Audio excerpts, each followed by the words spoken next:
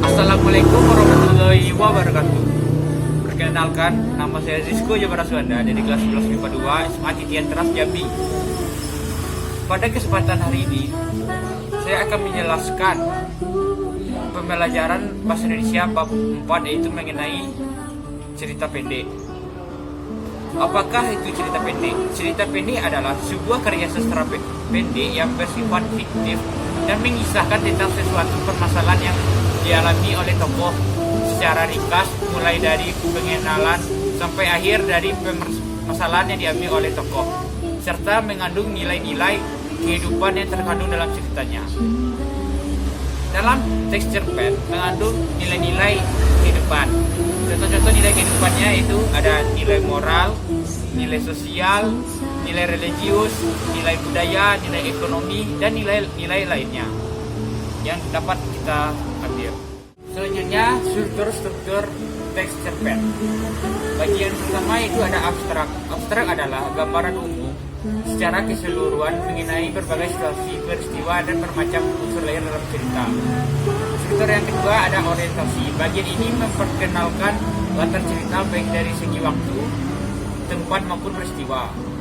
Orientasi juga dapat atau mulai memperkenalkan tokoh, menata berbagai adegan, dan menjelaskan hubungan antar tokoh. Struktur yang ketiga, komplikasi, merupakan bagian di mana konflik mulai muncul dan menjelaskan bagaimana sebab akibat peristiwa dapat terjadi serta pengaruh yang ditimbulkannya. Struktur yang keempat ada evaluasi. Evaluasi adalah sebuah tahapan di mana cerpen mulai memasuki tahapan konflik sehingga menuju klimaksnya. Dan juga pada tahap ini penyelesaian konflik sudah mulai ada. Yang kelima, resolusi.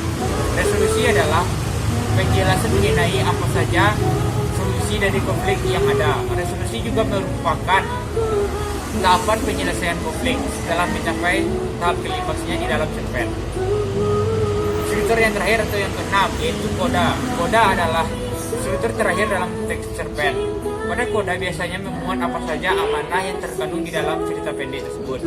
Amanah tersebut biasanya dijadikan pembelajaran bagi pembaca dan pembelajaran hidup lainnya. Materi selanjutnya, unsur-unsur pengembangan cerpen, yaitu terbagi menjadi dua, unsur intrinsik dan unsur ekstrinsik. Yang pertama, unsur intrinsik. Bagian yang pertama yaitu tema, merupakan ide atau gagasan dasar yang melatar belakangi keseluruhan cerita yang ada di cerpen. Unsur intrinsik yang kedua yaitu tokoh dan penokohan. Tokoh adalah orang atau pelaku yang terlibat dalam cerpen, sedangkan penokohan adalah menentukan watak atau sifat tokoh yang ada di dalam cerpen. Unsur yang ketiga ada alur, urutan dalam cerita atau jalan cerita dalam cerpen yang disampaikan penulis. Unsur yang keempat ada latar, mengacu pada waktu, suasana, dan tempat terjadinya cerita tersebut. Yang kelima ada sudut pandang, merupakan strategi yang digunakan oleh pengarang cerpen untuk menyampaikan cerita baik sebagai orang pertama, kedua, atau ketiga.